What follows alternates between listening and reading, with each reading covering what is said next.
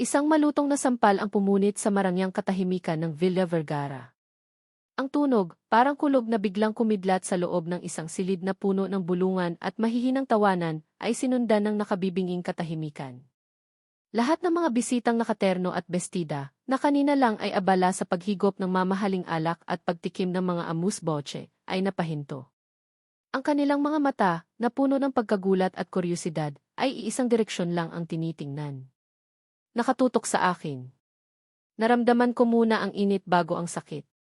Kumalat ito mula sa aking pisngi, bumaba sa aking liig, hanggang sa manlabo ang paningin ko dahil sa mga luhang biglang namuo.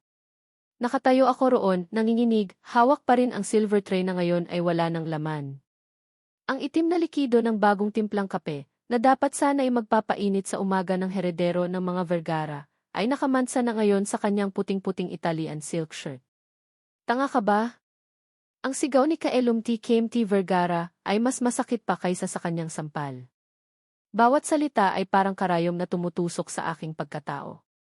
Tingnan mo ang ginawa mo. Alam mo ba kung magkano to? Siguro katumbas na ng buong buhay mo. Yumuko ako, hindi dahil sa pagsisisi, kundi dahil sa matinding hiya. Ang sahig na gawa sa Italian marble, na sobrang kintab na parang salamin, ay nagpakita ng aking kaawa-awang refleksyon. Isang babaeng nakaunipormeng itim at puti, may mansa ng kape sa bestida, at may pulang marka ng palad sa pisngi. Siria de la Cruz, 21, bagong kasambahay, estudyante sa gabi, at ngayon, ang sentro ng kahihiyan sa isang party na hindi niya dapat pinasok.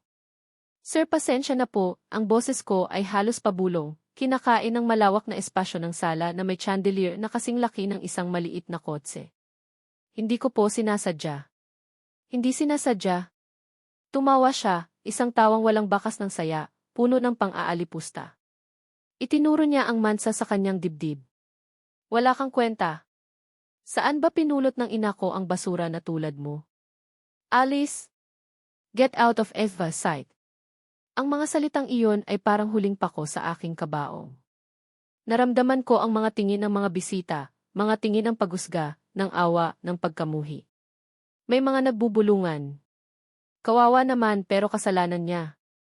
Ang mga katulong talaga ngayon walang ingat. Bagay lang sa kanya yan. Serves her right. Ang mahal-mahal siguro ng damit ni Kame. Gusto kong sumagot. Gusto kong isigaw na hindi ako basura. Na nag-aaral ako sa San Rafael State University para sa pangarap kong maging pulis. Na tinatanggap ko ang trabahong ito, kahit pasahod lang ang kapalit ng dignidad, aral lang may maipadala sa aking nanay na may sakit at may pambayad sa matrikula. Na ang perang kinikita ko sa loob ng isang buwan sa paglilinis ng kanilang maruruming kubeta ay hindi pa aabot sa halaga ng sapatos na suot niya. Pero wala akong lakas. Ang tanging nagawa ko ay tumango, yumukod muli at dahan-dahang tumalikod para pulutin ang nabitawang porselanang tasa na basag na sa sahig. Bawat piraso ng basag na tasa ay parang piraso ng aking nawasak na pagkatao. Sir Kame, tama na po yan, narinig kong sabi ni Manang LV, ang mayordoma, na nagmamadaling lumapit sa akin. Pagpasensyahan niyo na po si Ria, bago lang po siya. Bago o luma, wala akong pakialam. Ayokong makakita ng mga palpak na tao sa pamamahay ko, patuloy na sigaw ni Kame. Ang kanyang mukha ay namumula sa galit. Tumingin siya sa kanyang ina, si Donna Vivian Vergara, na nakatayo sa di kalayuan, ay hawak na kopitan ng champagne, at may malamig na ekspresyon sa mukha. Ma, you hired her.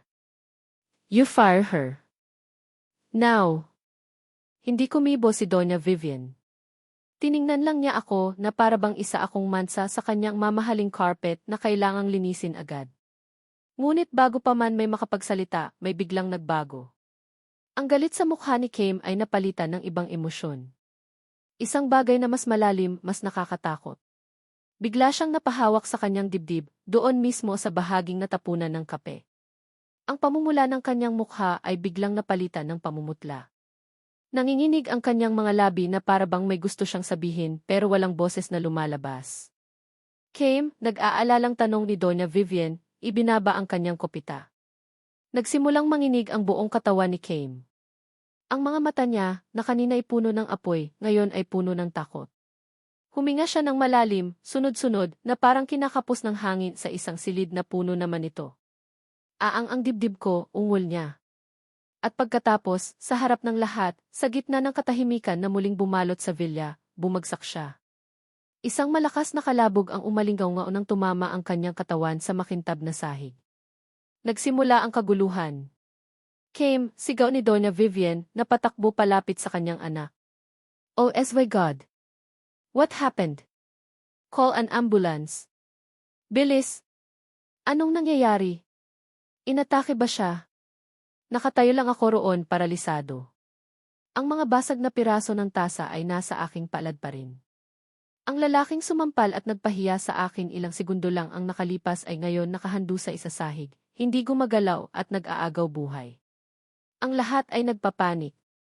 May mga tumatakbo, may sumisigaw, may umiiyak. Si Manang LV ay nanginginig na sinusubukang ideal ang numero ng ospital. Si Doña Vivian ay niyugyug ang kanyang anak, sumisigaw ng kanyang pangalan. Pero ako, biglang luminaw ang isip ko. Ang lahat ng ingay ay nawala. Ang tanging naririnig ko ay ang boses ng instructor ko sa criminology noong nag-training kami sa basic life support. Check for consciousness. Check for breathing. Check for pulse. Time is crucial. Every second counts. Binitawan ko ang mga basag na piraso ng porselana. Hindi ko alintana ang maliit na sugat na naiwan nito sa aking palad. Lumuhod ako sa tabi ni Came, sa kabila ng mga tingin na nagtatanong kung ano ang ginagawa ng isang hamak na katulong. Tumabi po kayo, sabi ko sa nanginginig na si Doña Vivian. Hinawakan ko ang liig ni Came, naghahanap ng pulso. Wala. Idinikit ko ang aking tainga sa kanyang bibig. Wala akong maramdamang hininga. Ang kanyang balat ay malamig at mamasa-masa. Cyanosis. Nagsisimula ng mangitim ang kanyang mga labi. Kailangan niya ng sigaw ko sa lahat. Ang boses ko ay biglang nagkaroon ng otoridad na hindi ko alam na meron ako. Ano na karapatan mong hawakan ang anak ko? Ganting sigaw ni Doña Vivian. Isa ka lang katulong. Kung hindi po natin siya tutulungan ngayon, mamamatay po siya, sagot ko, diretso sa kanyang mga mata, walang bakas ng takot. Sa sandaling iyon, hindi ako si Ria na katulong. Ako si Ria na may alam kung paano magligtas ng buhay. Ipinatong ko ang aking mga kamay sa gitna ng kanyang dibdib, pinagsalikop ang mga daliri at nagsimulang mag-umpisa. 1, 2, 3, 4. Ang bawat diin ay nangangailangan ng lakas. Ang bawat bilang ay isang dasal. Ang pawis ay nagsimulang tumulo sa aking noo, humahalo sa mga luhang hindi ko na malayang dumadaloy na pala. Ang mga buto sa kanyang dibdib ay tila lumalagutok sa ilalim ng aking mga palad, isang tunog na nakakakilabot pero isang senyales na tama ang lalim ng aking ginagawa. Ano nang ginagawa mo sa kapatid ko? Narinig ko ang boses ng isang babae, marahil kapatid ni Came, na sinusubukang hilahin ako palayo. Hayaan niyo siya. Baka alam niya ang ginagawa niya, sagot naman ng isang bisitang lalaki. Hindi ko sila pinansin. Nagpatuloy ako. Ang mundo ko ay lumiit sa espasyong ito, sa sahig ng Villa Vergara, sa ibabaw ng lalaking dumurog ng aking dignidad, na ngayon ay hawak ko ang buhay sa aking mga kamay. 29-30. Huminto ako para bigyan siya ng 2 rescue breaths.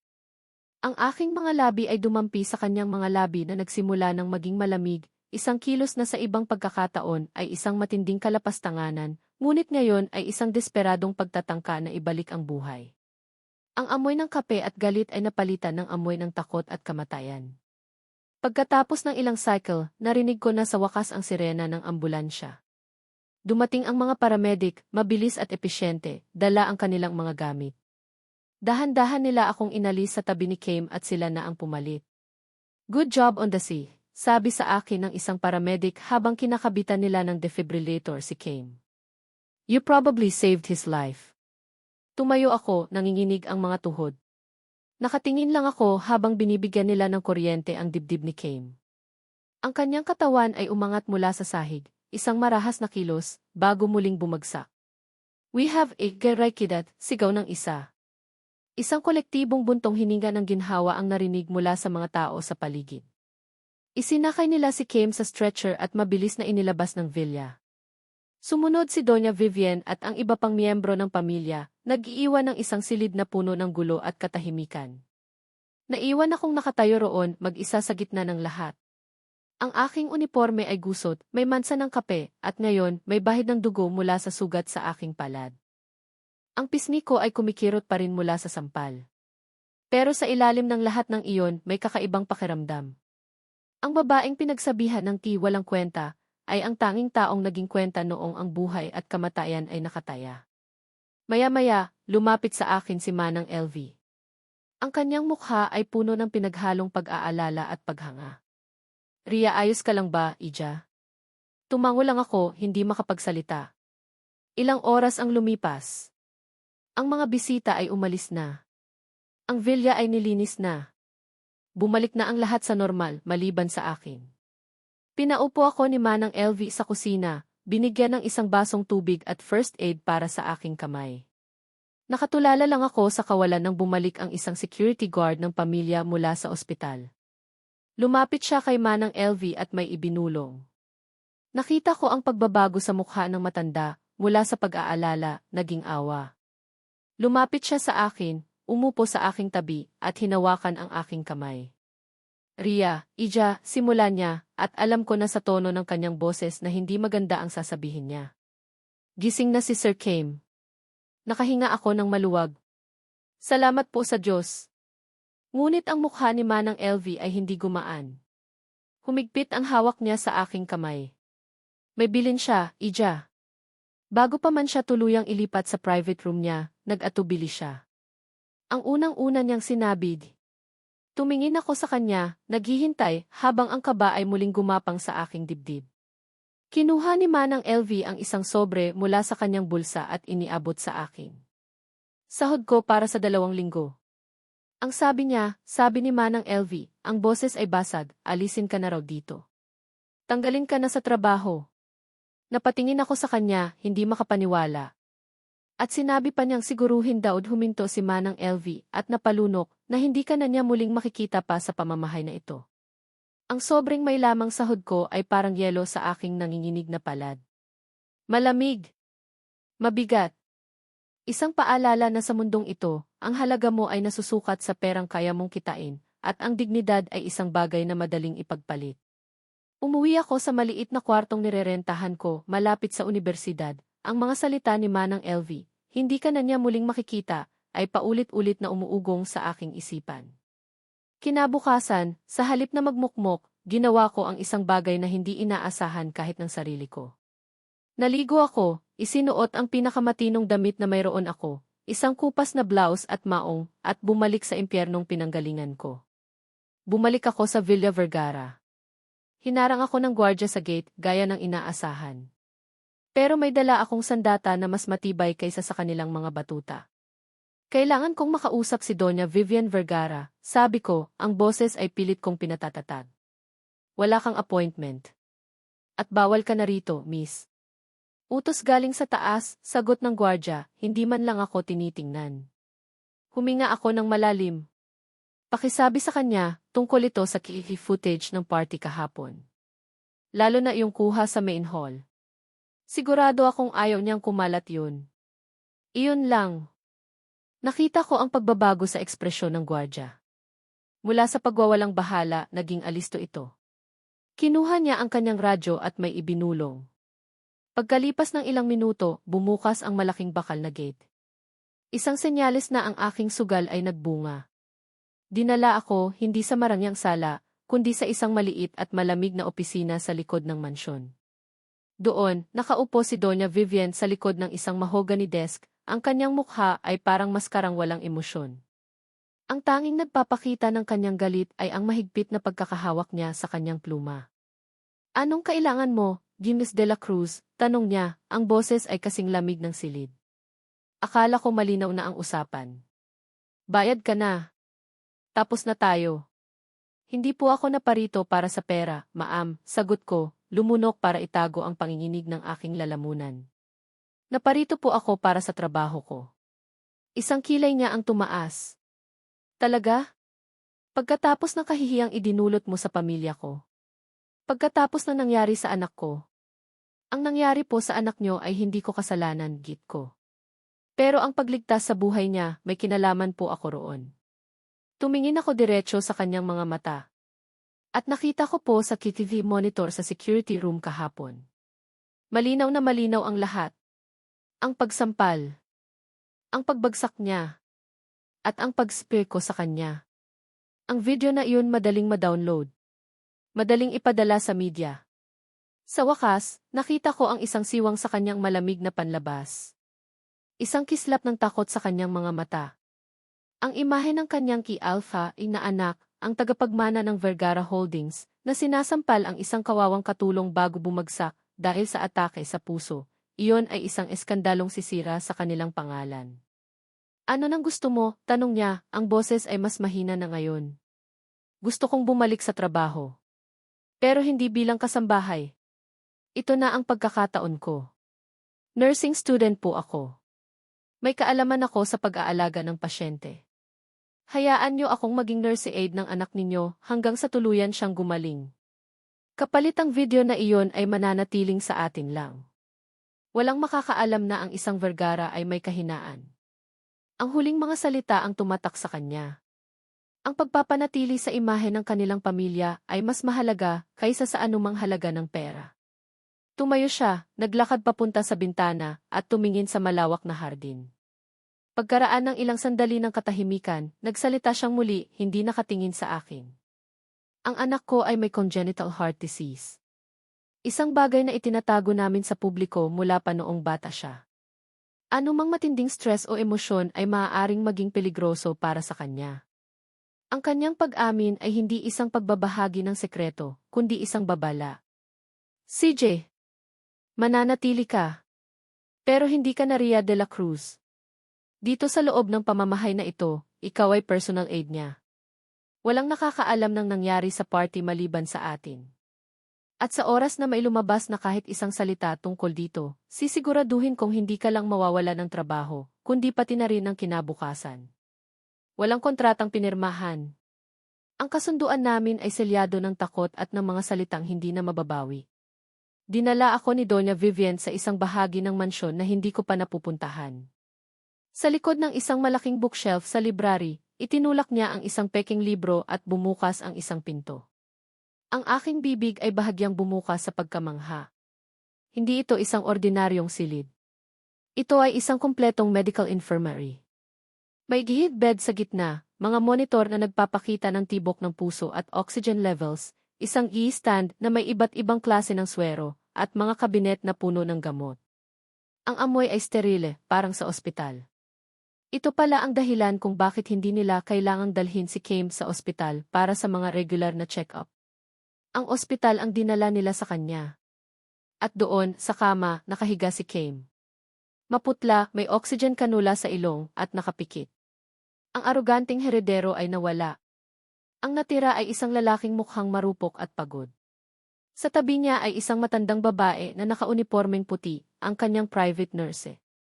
Nurse Loida, siya si Ria. Ang bago niyang aide, pakilala ni Doña Vivian. Turuan mo siya sa mga dapat gawin. At ikaw, baling niya sa akin, isang pagkakamali lang, at alam mo na ang mangyayari. Sa sumunod na mga araw, ang hidden infirmary na iyon ang naging mundo ko. Si Nurse Loida, isang babaeng mabait pero strikto, ang nagturo sa akin kung paano basahin ang mga monitor, kung anong gamot ang ibibigay sa tamang oras, at kung paano i-manage ang mga minor episodes ni Kame. Sa unang 2 araw, halos hindi kami nag-usap ni Kame. Gising siya, pero parang hindi niya ako nakikita. Tinitingnan niya ako na parang isa lang akong parte ng mga gamit sa kwarto. At mas gugustuhin ko na iyon. Ang bawat paglapit ko sa kanya, para ayusin ang kanyang kumot, para palitan ang kanyang e-drip, para sukatan ang kanyang temperatura, ay nagbabalik ng alaala ng kanyang sampal. At sa bawat pagkakataon, nararamdaman ko ang pag-init ng aking pisngi. Sa 3 araw, habang papalitan ko na ang tape sa kanyang e-line, bigla siyang nagsalita. Bakit ka nandito? Ang boses niya ay mahina at medyo paos, pero nandoon pa rin ang talim ng arogansya. Hindi ako lumingon. Nagpatuloy ako sa ginagawa ko. Trabaho ko po ito, sir. Trabaho mo? Ang pagkakaalam ko, pinalayas na kita. Nagbago po ang isip ni Doña Vivian, sagot ko, pilit pinapakalma ang aking mga kamay na nagsisimulang manginig. Narinig ko siyang bumuntong hininga. Give a mother and her soft heart. Huwag mong isipin na dahil pinayagan kanyang bumalik, may karapatan ka ng umasta na parang importante ka rito. Tinapos ko ang pag-aayos sa tape ng kanyang V. Hindi ako sumagot. Para saan pa?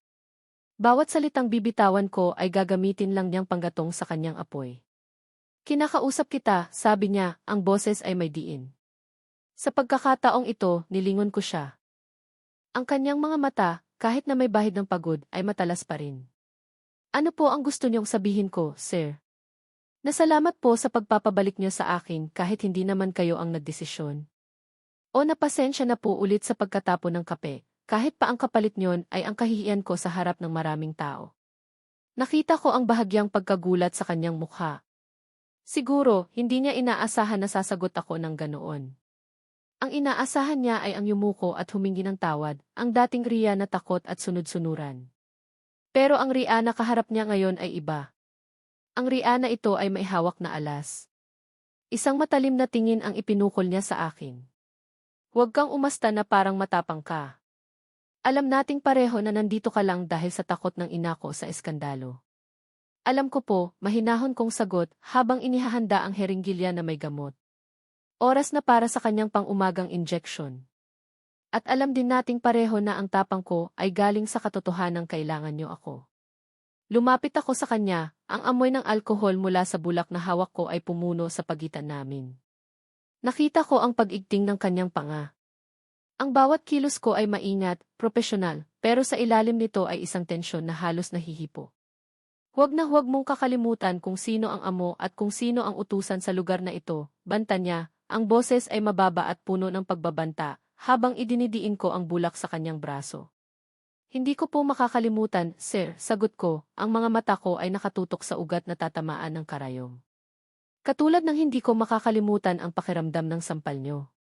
Naramdaman ko ang kanyang bahagyang paggalaw, isang kislot ng inis o siguro, hiya. Itinusok ko ang karayom.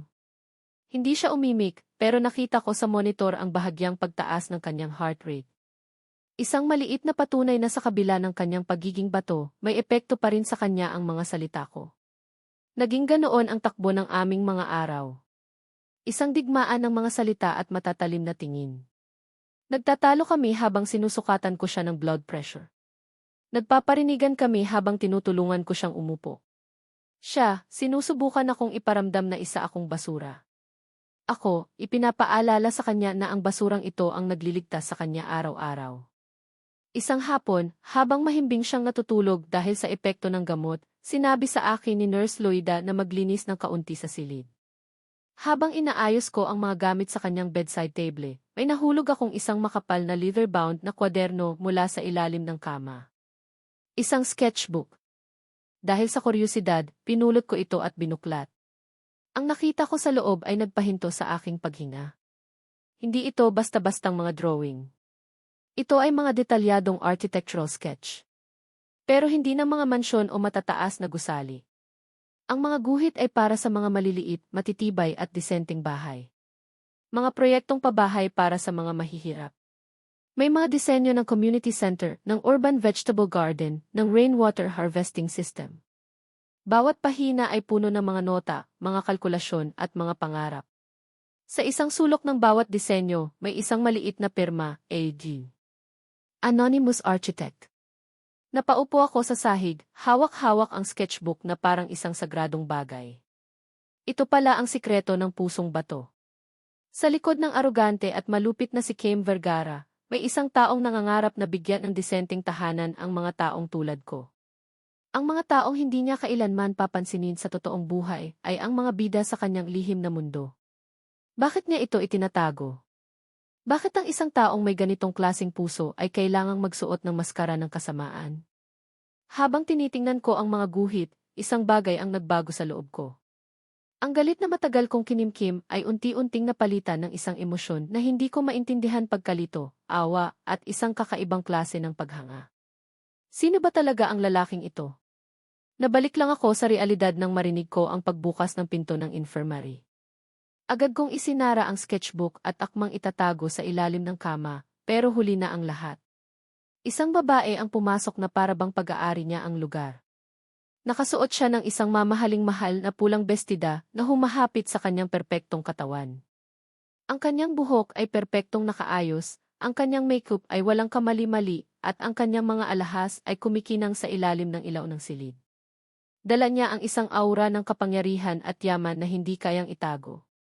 Hindi niya ako pinansin. Ang kanyang mga mata, na kasing talas ng mga diamante sa kanyang hikaw, ay nakatuon lamang sa natutulog na si Kame. Kame, darling, sabi niya, ang boses ay parang pulot na maihalong lason. Lumapit siya sa kama at hinaplos ang pisngi ni Kame. I heard you got into little trouble. Tita Vivian was so worried, she had to call me. Nakatayo lang ako sa gilid, paralisado, hawak pa rin ang sketchbook na biglang parang 10 beses na bumigat.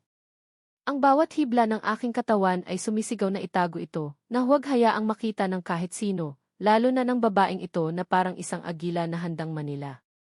Ang haplos niya sa pisngi ni Kame ay nagdulot ng isang kakaibang kurot sa aking dibdib. Selos. Isang emosyong wala akong karapatang maramdaman pero nandito, totoo at matalim. Selos, hindi para sa lalaking sumampal sa akin, kundi para sa lalaking gumuguhit ng mga pangarap para sa mahihirap sa isang lihim na kwaderno.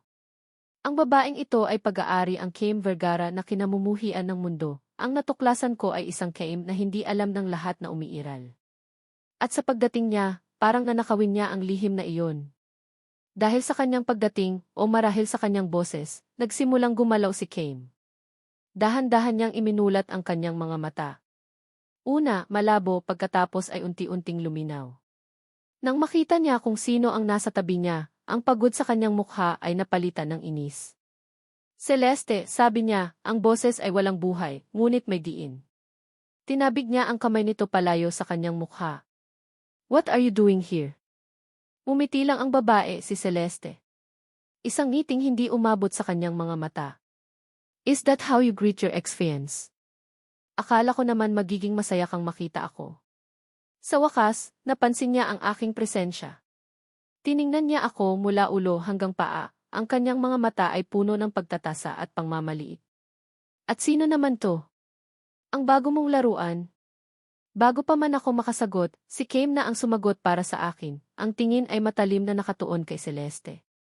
She's the aide. And she has more class in her little finger than you have in your entire body. Now, tell me why you're here. Napanganga ako sa sinabi niya. Isang bahagi sa akin ang gustong matuwa, pinagtanggol niya ako, pero isang bahagi ang nagsasabing isa lang itong paraan para inisin si Celeste. Ano man ang dahilan, naramdaman ko ang pag-init ng aking mga pisngi. Tumawa si Celeste, isang tawang pilit. Oh, darling. Palagi kang may ahas sa paligid mo, ano? Fine. Let's get down to business. Umupo siya sa gilid ng kama, ang kanyang pulang bestida ay isang matapang na kulay laban sa puting kumot. I came here to offer truce. Wala tayong dapat pag-usapan, Celeste. Meron, git niya. Tungkol sa atin. Tungkol sa Vergara Holdings. Tumingin siya sa akin, isang malinaw na senyales na dapat akong umalis. Can we have some privacy? Tumingin sa akin si Kame. Isang tinging mahirap basahin. Ito ba ay utos para umalis, o isang paanyaya para manatili? Nagpa siya akong manatili sa aking propesyonal na tungkulin. Kailangan ko pa pong i-check ang vitals ni Sir Kame, sabi ko, lumapit sa mga monitor. Isang matalim na buntong hininga ang pinakawalan ni Celeste. Fine. Makinig ka, kung gusto mo. Para malaman mo kung saan ka lulugar. Humarap siyang muli kay Kame. Ang board ay nag-aalala. Ang balita tungkol sa pagkapagod mo ay kumakalat. The stocks are shaky. They need reassurance. They need to see it strong, stable Kame Vergara. And you think you're the solution? Tanong ni Kame, may sarkasmo sa boses. I am the solution, deklara ni Celeste, ang boses ay puno ng kumpiyansa. Ang pamilya Ilustre ay may malaking tiwala sa business community. Ang pagbabalikan natin, ang muling pag-iisang dibdib, it will stabilize everything. It's a perfect merger of two powerful families. Isipin mo, Kame. Vergara and Ilustre together again. Halos mabitawan ko ang chart na hawak ko. Hindi lang siya basta ex-fiancé. Gusto niyang bumalik. Gusto niyang pakasalan si Kame. Bumalik? Tumawa si Kame, isang tawang walang bakas ng saya. Pagkatapos mong iwan ako noong nalaman mo kung gaano kalala ang kondisyon ko. Pagkatapos mong sabihin na hindi ka handang mag-alaga ng isang baldado. Ngayon ka babalik dahil lang nanginginig ang shares ng kumpanya? Isang saglit na katahimikan ang namayani. Sa unang pagkakataon, nakita ko ang bahagyang pagkataranta sa mukha ni Celeste. Malinaw na natapakan ni Kame ang isang maselang na ugat. That was a mistake, mabilis niyang sabi. Bata pa tayo noon. Hindi ako nag-iisip. But I'm here now. I'm willing to forget the past and build a future with you. At ano ang kapalit? Tanong ni Kame, ang mga mata ay nanliliit. Alam kong hindi ka gagawa ng kahit ano ng walang kapalit. Huminga ng malalim si Celeste. Ito na ang kanyang huling baraha. Simple lang, Kame. I will be the perfect corporate wife. I will stand beside you, smile for the cameras, and secure the investors.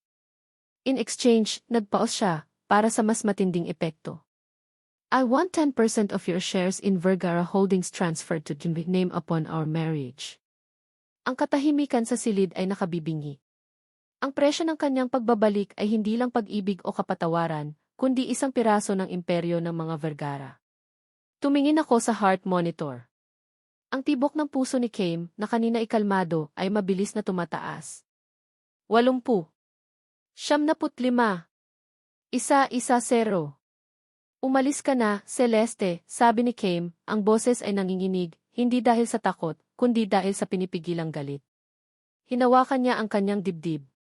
Nataranta ako. Ma'am, kailangan niyo na pong umalis, sabi ko kay Celeste, ang boses ko ay nagkaroon ng bigat ng otoridad ng isang medical aid. Tumataas po ang heart rate niya. Delikado po ito. Ngunit tiningnan lang ako ni Celeste na parang isa akong langaw na kailangang puksain. Stay out of this, nursemaid. Humarap siyang muli kay Kame, mas lumapit pa. Pag-isipan mo, Kame. This is the best deal you're ever going to get. It's me, or you watch your family's legacy crumble. Sa puntong iyon, wala na akong pakialam sa posisyon ko. Ang tanging nakikita ko ay ang lalaking nasa bingit ng panganib dahil sa stress na idinudulot ng babaeng ito.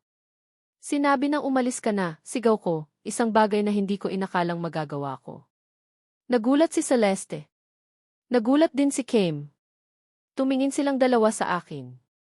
Sa isang saglit, ang atensyon ay wala na sa kanilang dalawa, kundi nasa akin. At sa sandaling iyon, habang nakatingin sa akin ang galit na mga mata ni Celeste, at ang gulat na mga mata ni Kame, habang ang tunog ng mabilis na pag-beep ng heart monitor ay pumupuno sa silid, at habang ang bigat ng sketchbook na puno ng mga pangarap ay nakatago sa aking likuran, naintindihan ko. Ang buhay sa loob ng Villa Vergara ay mas komplikado at mas mapanganib kaysa sa inakala ko. At ako, ang hamak na si Ria de la Cruz, ay napasok sa gitna ng isang digmaan na hindi ko naman dapat laban. Isang digmaan ng pera, kapangyarihan, at isang pusong bato na hindi ko alam kung bakit, pero gusto kong protektahan. Sinabi nang umalis ka na. Ang sigaw kong iyon ay umalinggaw sa steril na katahimikan ng infirmary, kasing gulat ng isang basag na salamin sa hating gabi. Napako sa akin ang tingin ni Celeste. Ang kanyang perpektong kolorite sa labi ay bahagyang nakaawang sa pagkabigla. Maging si Kame, na sapo-sapo ang dibdib, ay napatingin sa akin, ang galit sa kanyang mga mata ay napalitan ng hindi maipaliwanag na ekspresyon. Si Celeste ang unang nakabawi. Isang mabagal at mapanganib na ngiti ang sumilay sa kanyang mga labi. Ngiting nagsasabing, heto pala ang kalaban. Looks like the little nursemaid has a voice, sabi niya, ang bawat salita ay patak ng lason. And a very loud one at that. Tumayo siya, inayos ang kanyang pulang bestida, at naglakad palapit sa akin.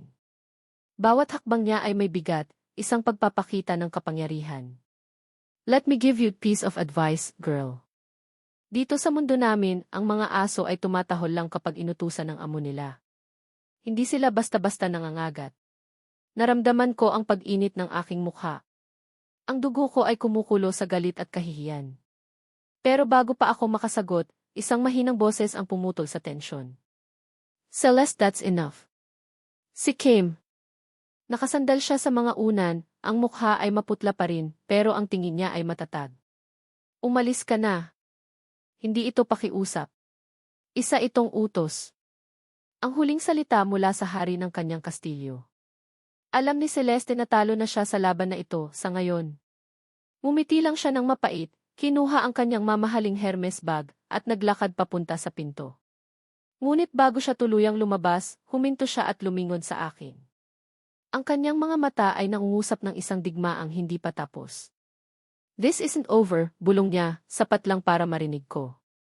At pagkatapos ay nawala na siya, nag-iwan ng amoy ng mamahaling pabango at isang babala na nakatatak sa aking isipan.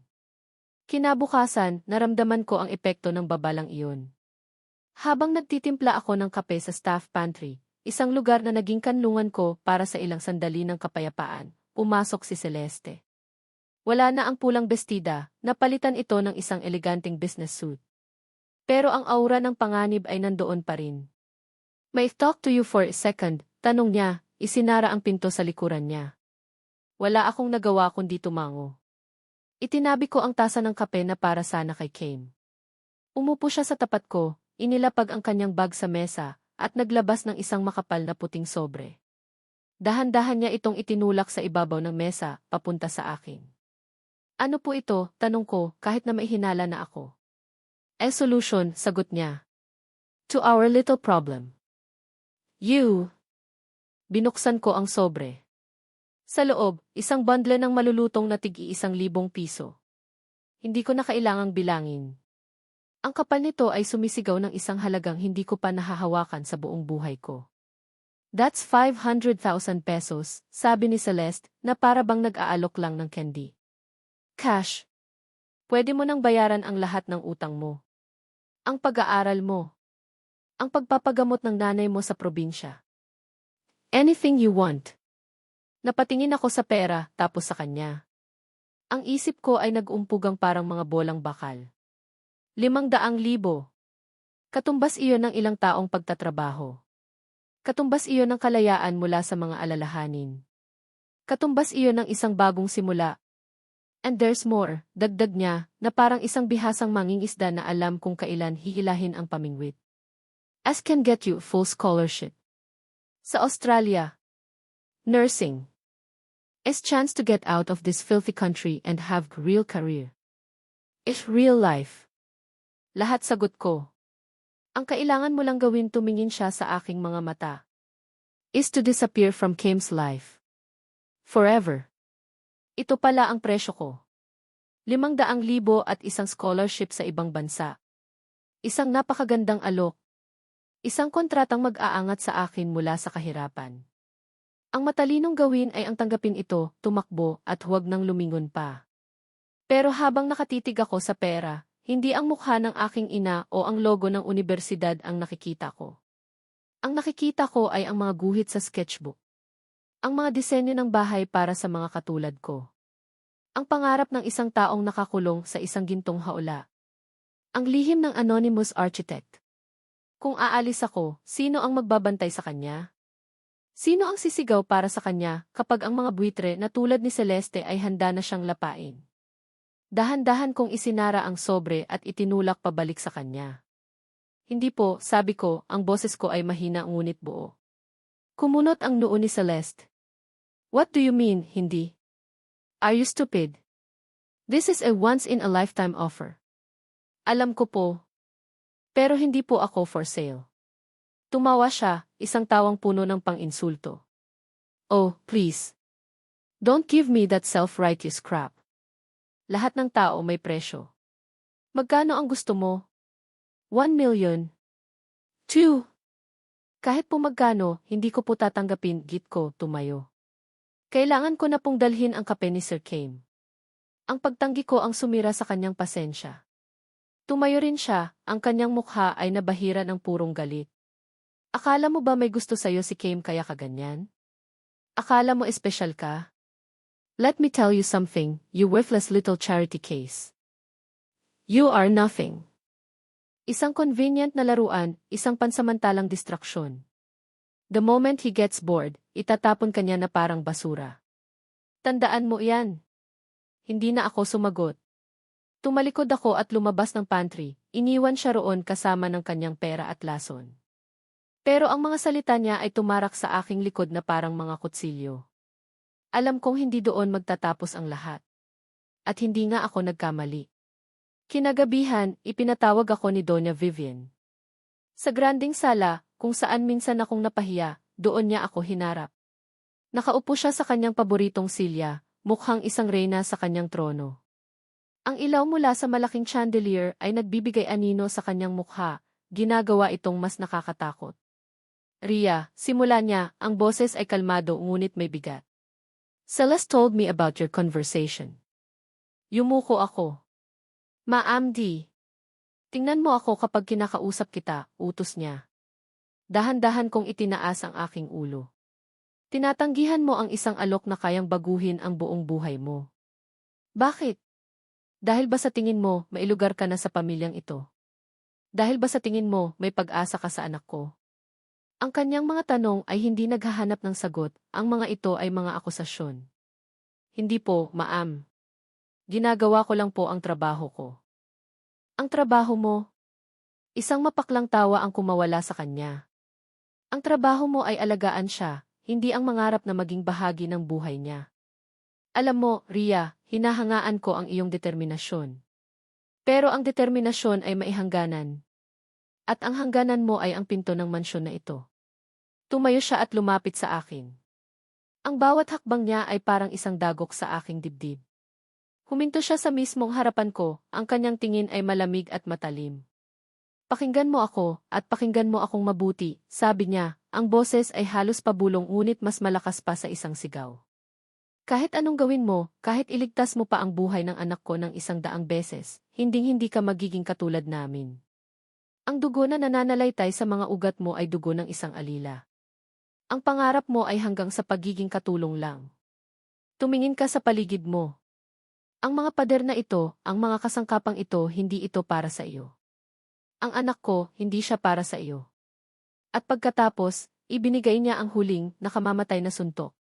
Hindi ka kailanman magiging ka-level namin. Isang verbal na sampal.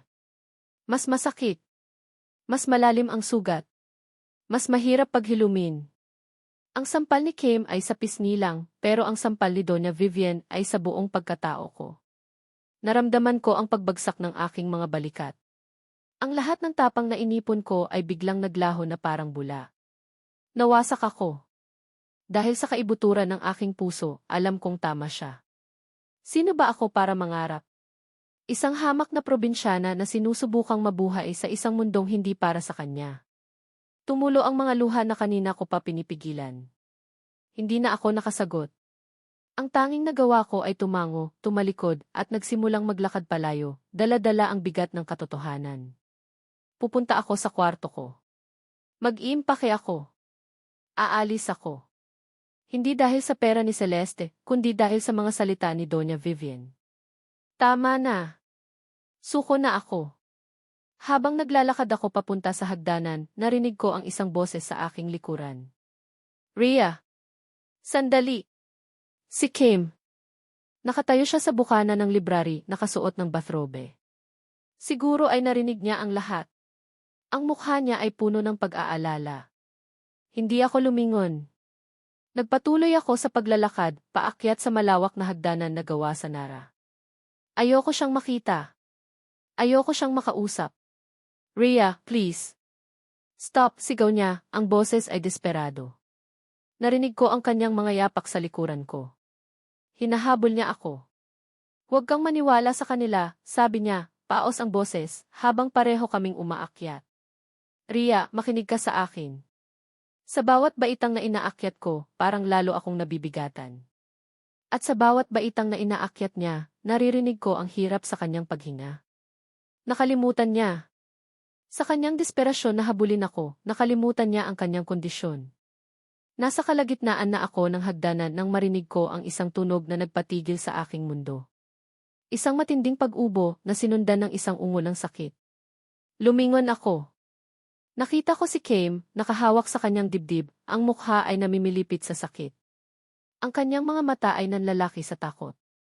Nawalan siya ng balanse. Ang isang paa niya ay sumablay sa susunod na baitang. Kim, sigaw ko. Pero huli na ang lahat. Sa isang iglap, nawalan siya ng panimbang. Ang kanyang katawan ay gumulong pababa sa hagdanan. Isang marahas, nakakakilabot na pagbagsak. Kalabog. Yunggol. At pagkatapos katahimikan.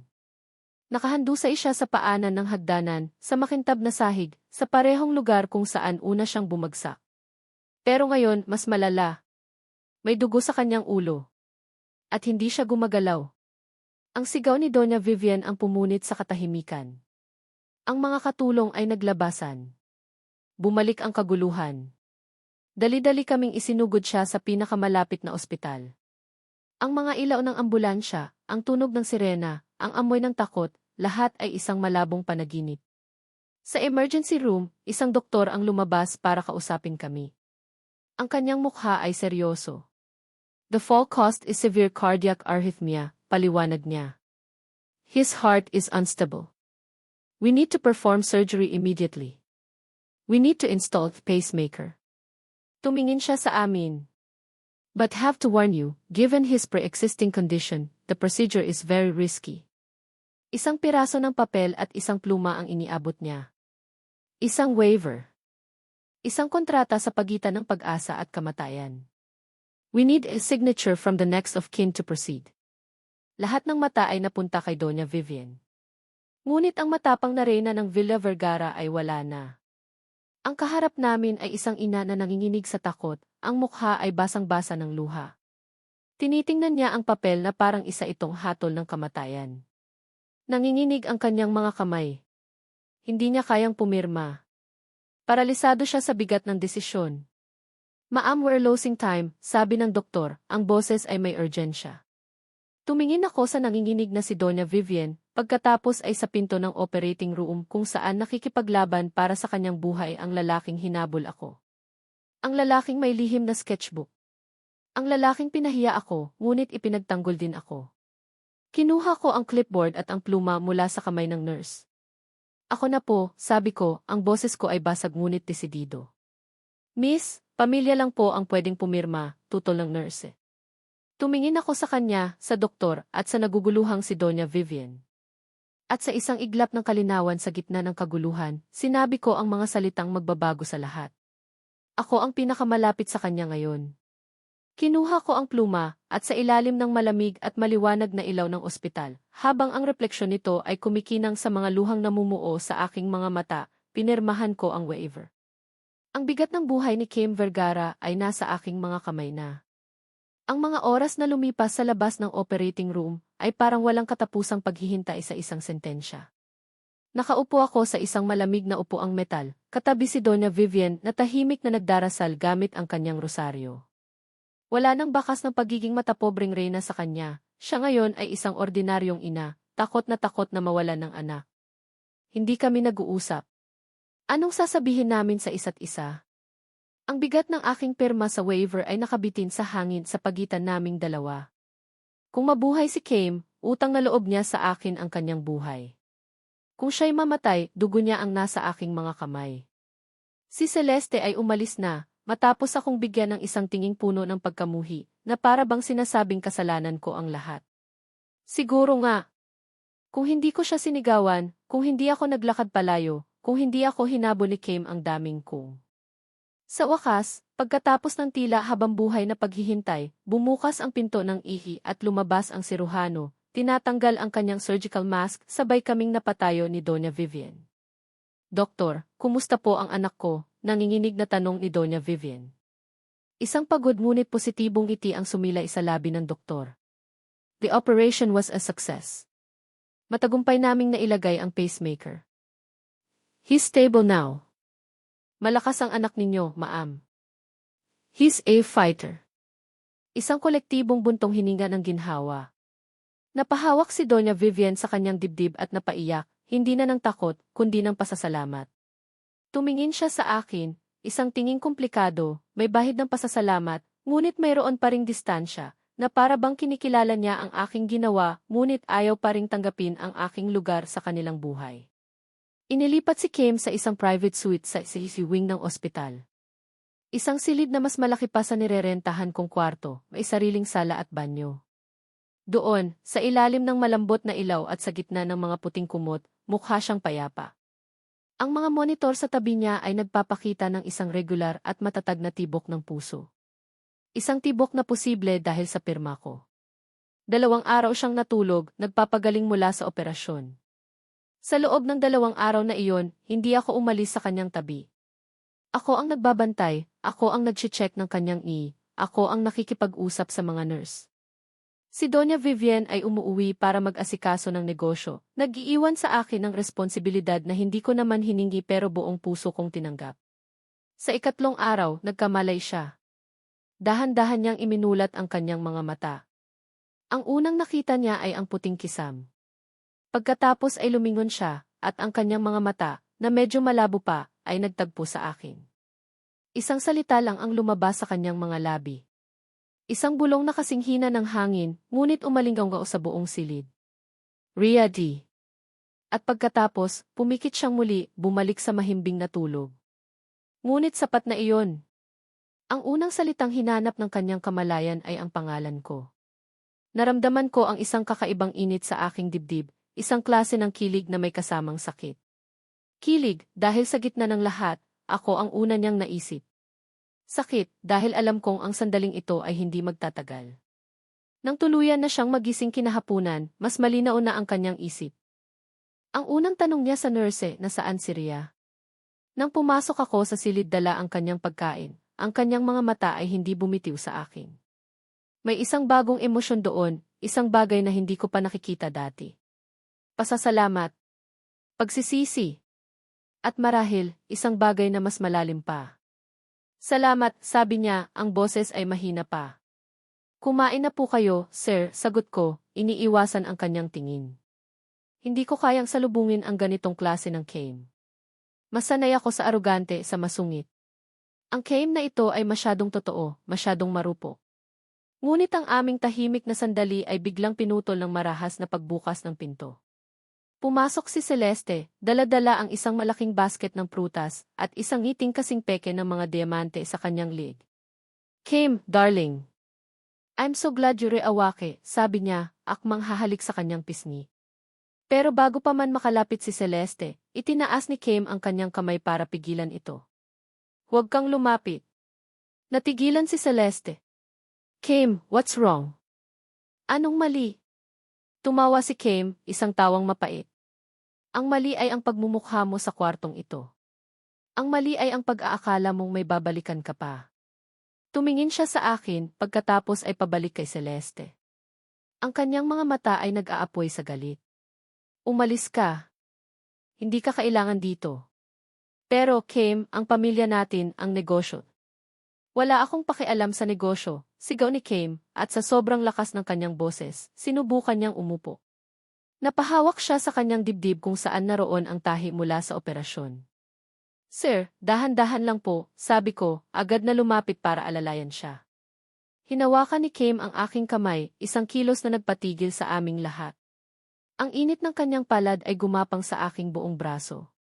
Tumingin siya kay Celeste, ang kanyang mga mata ay nanlilisik. Nakikita mo ba tong babaeng to, Celeste?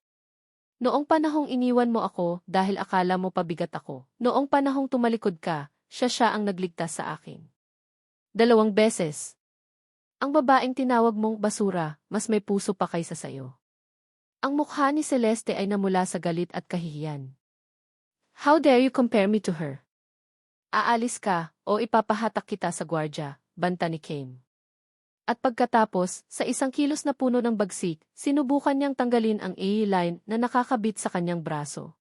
Gusto mong makita kung gaano ako kaseryoso. Kame, ano ba, sigaw ni Celeste, natataranta. Huwag po, sir, pigil ko, hinawakan ng mahigpit ang kanyang kamay. Masasaktan po kayo. Tumingin siya sa akin, at sa isang iglap, ang galit sa kanyang mga mata ay napalitan ng lambot. Bumuntong hininga siya at muling sumandal. Pagkatapos ay kinuha niya ang isang bagay mula sa kanyang bedside table. Isang maliit na kahon. Binuksan niya ito. Sa loob, isang malaking diamanteng singsing. Ang engagement ring. Ibinato niya ito sa sahig, malapit sa paanan ni Celeste. Ang tunog ng pagtama nito sa tiles ay matinis at pinal. tapos na tayo, Celeste. Matagal lang tapos, sabi ni Kame, ang boses ay malamig at pinal. Kunin mo yan at huwag ka nang magpapakita sa akin kailanman. Nanginginig na pinulot ni Celeste ang singsing. Ang kanyang mukha ay puno ng hindi makapaniwalang galit. Tumingin siya sa akin na para bang gusto niya akong patayin. Pagkatapos ay tumalikod siya at padabog na lumabas ng silid. Nang kami na lang ang naiwan, isang mabigat na katahimikan ang bumalot sa amin. Binitawan niya ang aking kamay, ngunit ang init nito ay nanatili sa aking balat. Salamat, ulit niya. Wala po yun, sagot ko, yumuko para ayusin ang kanyang kumot. Kinagabihan, bago ako umuwi para kumuha ng malinis na damit, lumapit siya sa akin. Ria, tawag niya. Po. May kinuha siya mula sa ilalim ng kanyang unan. Isang nakatuping papel. Iniabot niya ito sa akin. Ano po ito? Huwag ka nang magtanong. Buksan mo na lang kapag nakaalis ka na. Umiti siya, isang tunay na ngiti sa unang pagkakataon. At huwag mong tatanggihan. Please. Hindi yan bayad. Yan ay pasasalamat. Mula sa isang kaibigan. May pag-aalinlangan kong kinuha ang papel. Habang ginagawa ko iyon, ang aming mga daliri ay muling nagdikit. Isang kuryenteng dumaloy sa aming dalawa. Sa sobrang lapit namin, naamoy ko ang kanyang hininga, ang malinis na amoy ng ospital. At, Ria, dagdag niya, ang boses ay halos pabulong. Salamat sa pagtitiwala sa pangarap ni. Nanlaki ang aking mga mata. Alam niyang nakita ko ang sketchbook. Itinago ko ang papel sa bulsa ng aking uniforme, ang puso ko ay tumitibok ng mas mabilis kaysa sa normal. Isang sikreto ang namamagitan sa aming dalawa ngayon, isang ugnayang hindi kayang bilhin ng pera o sirain ng galit. Lumabas ako ng ospital na nakangiti, pakiramdam ko ay lumulutang ako sa hangin. Sa lobby, binuksan ko ang papel. Isa itong bank slip. Isang scholarship fund na nakapangalan sa akin para sa buong college education ko. Ang nag-donate, isang anonymous architect. Napaluha ako sa tuwa. Sa wakas, isang sinag ng pag-asa. Sa wakas, isang patunay na may kabutihan pa rin sa mundo. Ngunit ang pag-asang iyon ay agad na winasak. Sa isang malaking D-screen na nakamount sa pader ng lobby, isang breaking news flash mula sa Channel 5 ang biglang lumabas. Ang mukha ng isang news anchor ay seryoso. Isang kontrobersya ang bumabalot ngayon sa pamilya Vergara, sabi ng anchor. Isang insider ang nagbunyag na ang biglaang pagkakaospital ng heredero na si Kaelum Vergara ay di umano ay may kinalaman sa isang kasambahay na nagngangalang Ria de la Cruz. Nanigas ako sa aking kinatatayuan.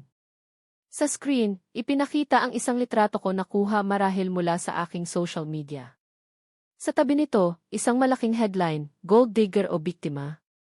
Kasambahay, minamanipula gendis mayamang Ayon sa aming source, patuloy ng reporter, ginagamit daw ni De La Cruz ang kanyang alindog para makuha ang simpatya at yaman ng batang Vergara. May mga lumabas ding larawan na di umano ikatibayan na si De La Cruz ay mayroon ng kasintahan, isang Migs Lorente, na kasabwat niya sa kanyang mga plano. Ipinakita sa screen ang isang larawan namin ni Migs, ang best friend ko, nakuha noong birthday niya. Magkaakbay kami at masayang nakangiti. Pero sa konteksto ng balita, ang inosenteng larawan ay naging mukhang ebidensya ng isang krimen. Ang hashtag na #MaidManipulateShare ay nag-flash sa ilalim ng screen. Nabitawan ko ang hawak kong maliit na bag sa loob nito, isang diploma replika na palagi kong dala-dala bilang inspirasyon. Gumulong ito sa sahig. Ang mundo ko ay gumuho sa isang iglap. Ang pangalan ko, ang pagkatao ko, ang pangarap ko, lahat ay dinungisan sa harap ng buong bansa. Sino ang gumawa nito? Si Celeste. Malamang. Ito ang kanyang ganti. Isang gantihang mas malupit at mas masakit kaysa sa inaasahan ko. Nanginginig akong bumalik sa suite ni Kame. Pero sa labas pa lang ng pinto, hinarang na ako ng dalawang malalaking bodyguard na hindi ko pa nakikita dati. Sa likuran nila, nakatayo si Doña Vivian, ang kanyang mukha ay kasing lamig ng yelo. Ang awa at pasasalamat ay nawala na. Ang natira na lang ay ang galit ng isang inang pinoprotektahan ang kanyang lahi. Nakita mo na ang ginawa mo, sabi niya, ang boses ay walang emosyon. Dinala mo ang eskandalo sa mismong pintuan namin. Ibinigay ko sa'yo ang lahat ng pagkakataon pero sinira mo lang. Hindi po totoo yun. Frame up po yan. Maniwala po kayo sa akin, pagmamakaawa ko, ang mga luha ay malayang dumadaloy sa aking mga pisngi. Hindi na mahalaga kung ano ang totoo, sagot niya. Ang mahalaga ay kung ano ang nakikita ng publiko. At ang nakikita nila ay isang iskandalosang babae na sumisira sa pangalan ng pamilya ko. Ibinigay niya ang isang senyales sa mga bodyguard. Wala ka ng gamit sa amin. Kunin mo ang mga gamit mo at umalis ka na. Huwag ka nang magpapakita pa kahit kailan. Pero si Kim kailangan niya ako. Ang kailangan ni Kim ay kapayapaan, isang bagay na hindi mo kayang ibigay, sabi niya, bago tuluyang tumalikod at isara ang pinto sa aking mukha. Hinawakan ako ng mga bodyguard sa magkabilang braso at kinaladkad palayo. Nagpumiglas ako, sumigaw, tinawag ang pangalan ni Kim, pero wala nang nakarinig. Kinalagkad nila ako palabas ng ospital, palabas sa gate, at itinulak sa bangketa na parang isang basahan. Kasabay ng pagbagsak ko sa semento ang pagbuhos ng malakas na ulan. Nakaluhod ako roon, basang-basa, habang ang mga sasakyan ay dumadaan sa aking tabi. Hinanap ng aking mga mata ang diploma replika ko na naiwan sa lobby. Pero huli na. Isa sa mga bodyguard ang lumabas at itinapon ito sa aking harapan. Bumagsak ito sa isang maliit na putikan sa tabi ng kalsada. Ang pangalan ko, na nakasulat sa magandang calligraphy, ay nabahira ng putik. Ang pangarap ko, wasak at madumi. Tumingala ako sa langit, hinayaan ang ulan na humalo sa aking mga luha. Ang galit at sakit ay nagsanib sa aking dibdib, isang bigat na halos hindi ko na kayang dalhin. Wala na ang lahat. Ang trabaho. Ang scholarship. Ang dignidad. Ang tanging natira ay ang tanong na paulit-ulit na umuugong sa aking isipan, bakit? Ang ulan ay walang awa. Bawat patak ay parang maliliit na karayom na tumutusok sa aking balat, kasing lamig ng pagtrato sa akin ng mundo. Nakaluhod pa rin ako sa putikan, yakap-yakap ang sarili, nanginginig hindi lang sa ginaw kundi sa tindi ng sakit at galit na nararamdaman ko. Ang mga ilaw ng sasakyan na dumadaan ay parang mga matang mapanghusga, ang kanilang mga busina ay parang mga tawang ng aalipusta. Hindi ko alam kung gaano ako katagal doon. Ang oras ay nawala ng saysay. Ang tanging alam ko lang ay ang bigat sa aking dibdib at ang basang diploma replika na hawak ko. Ang pangarap ko ngayon ay isang basang papel na nabahira ng putik. Sa wakas, sa tulong ng natitirang lakas, pinilit kong tumayo. Ang aking mga binti ay parang gulaman ng hihina. Kailangan kong umuwi. Kailangan kong umalis sa lugar na ito.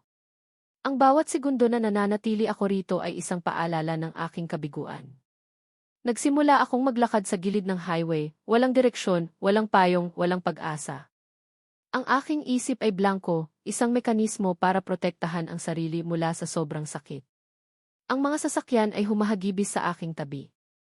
Ang tunog ng kanilang mga gulong sa basang kalsada ay nakabibingi. Hindi ko napansin. Ang aking mga mata ay nakatutok sa kawalan.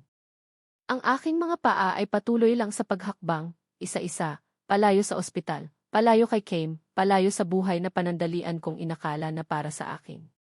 At doon, sa gitna ng aking paglalakbay sa kawalan, may isang bagay na pumunit sa aking pagkatulala. Isang nakakasilaw na ilaw. Tumingala ako. Dalawang maliwanag na headlight, papalapit ng sobrang bilis. Sinusundan ito ng isang nakakabinging tunog ng preno, ang hiyaw ng goma laban sa basang aspalto. Wala akong oras para umiwas. Wala akong lakas para tumakbo. Ang tanging nagawa ko ay ipikit ang aking mga mata at hintayin ang impact. Isang malakas na puwersa ang tumama sa aking tagiliran. Naramdaman ko ang aking katawan na tumilapon sa hangin, na para bang isa akong manika na ibinato ng isang galit na bata.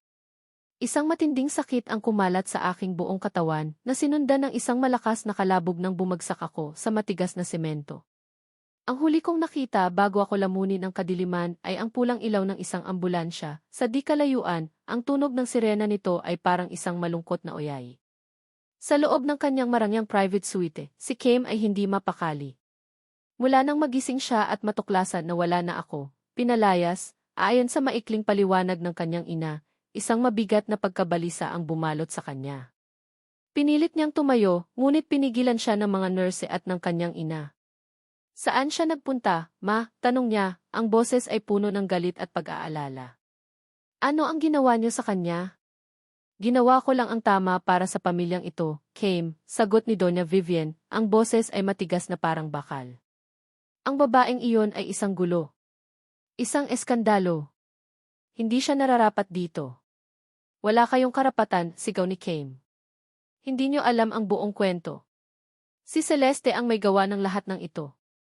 Habang nagtatalo sila, nakabukas ang telebisyon sa kwarto. At doon, muling lumabas ang breaking news. Isang aksidente ang naganap sa kahabaan ng EDSA malapit sa Lucas Medical Center, sabi ng reporter.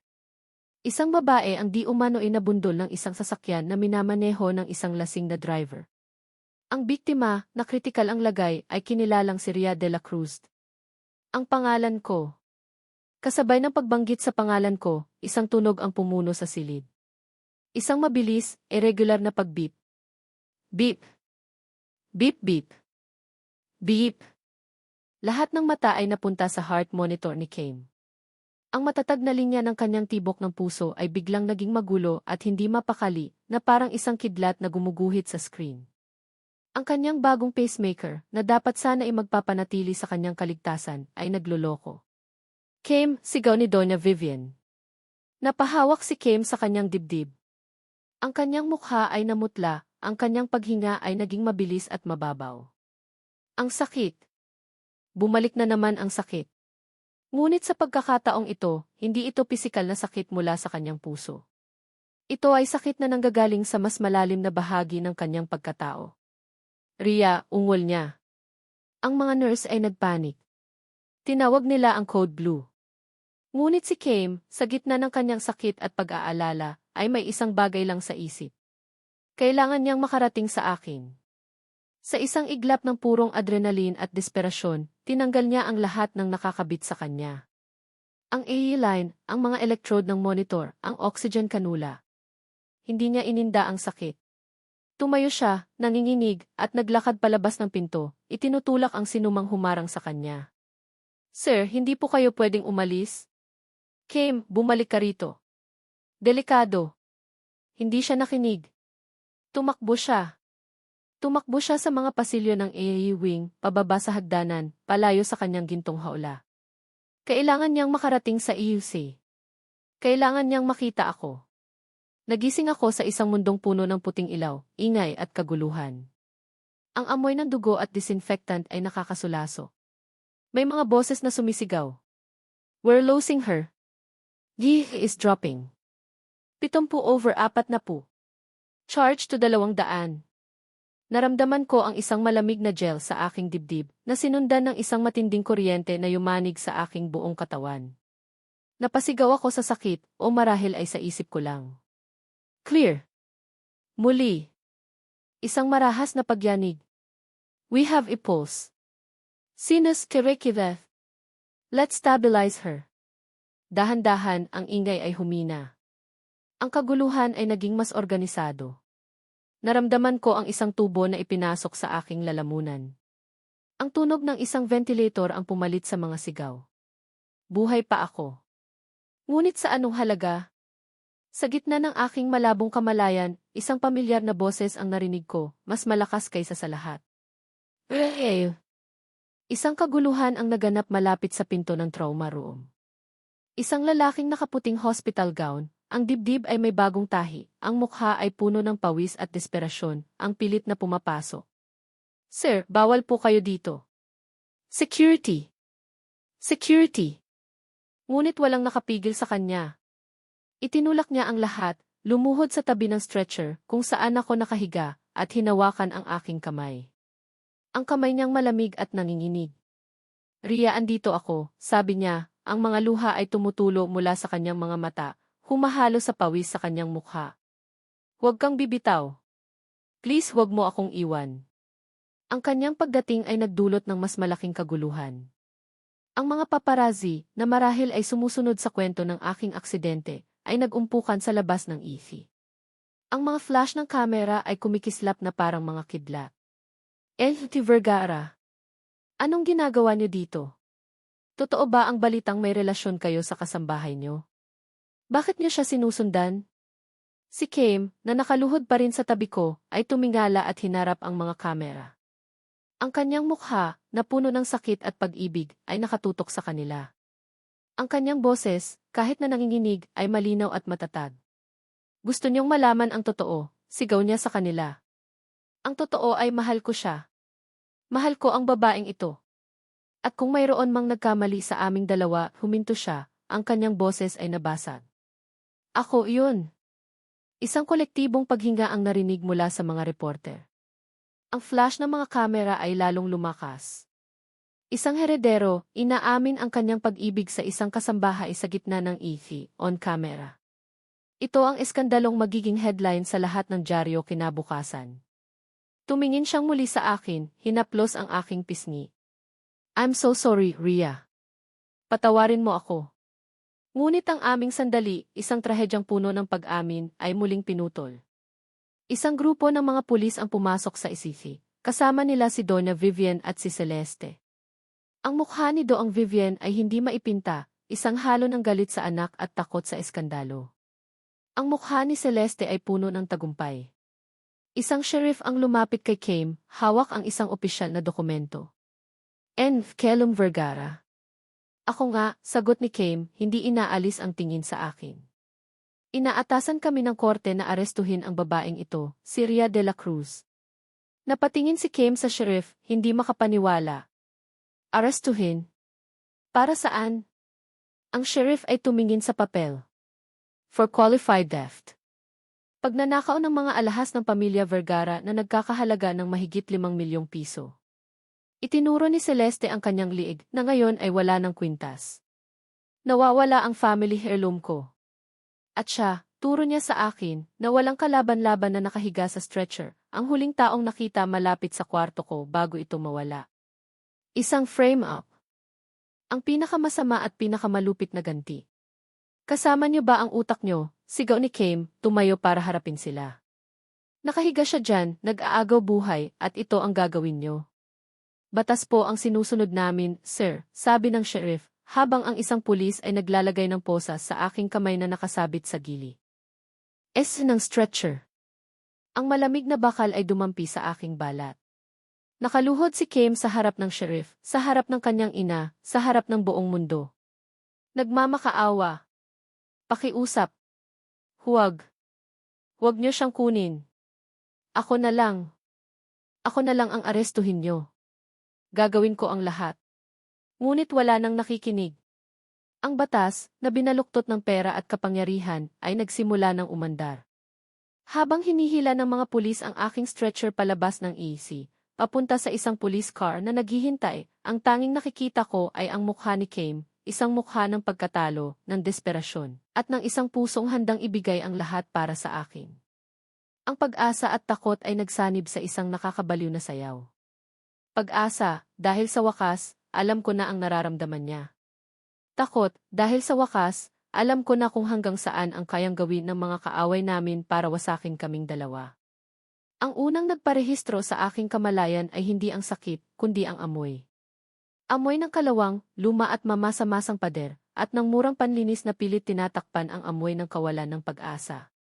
Idinilat ko ang aking mga mata sa isang silid na malayo sa kinang ng private suite, o sa organisadong gulo ng EC. Ang kisame ay may mga mansa ng tubig, ang ilaw ay dilaw at mahina, at sa paanan ng aking kama, na mas matigas pa kaysa sa semento, ay may isang babaeng pulis na nakaupo, nagbabasa ng dyaryo. Nasa hospital detention ward ako. Isang bilanggo na may swero. Ang aking braso ay may benda kung saan tumama ang sasakyan, at ang aking mga tadyang ay kumikirot sa bawat paghinga. Ngunit ang pinakamasakit ay ang malamig na bakal ng posas na nakakabit sa rehas ng kama. Isang paalala na ako ay isang akusado. Isang magnanakaw. Pinikit ko muli ang aking mga mata, hinahayaan ang sarili na malunod sa kadiliman. Mas gugustuhin ko pa ito kaysa sa realidad. Ang huling alaala ko ay ang desperadong mukha ni Kim na inilat ko ang aking mga mata sa isang silid na malayo sa kinang ng private suite o sa organisadong gulo ng EC.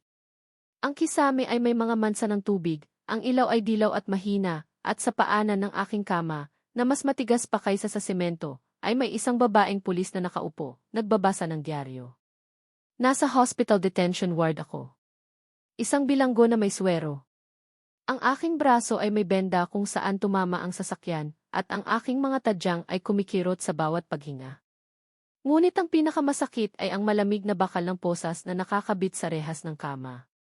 Isang paalala na ako ay isang akusado. Isang magnanakaw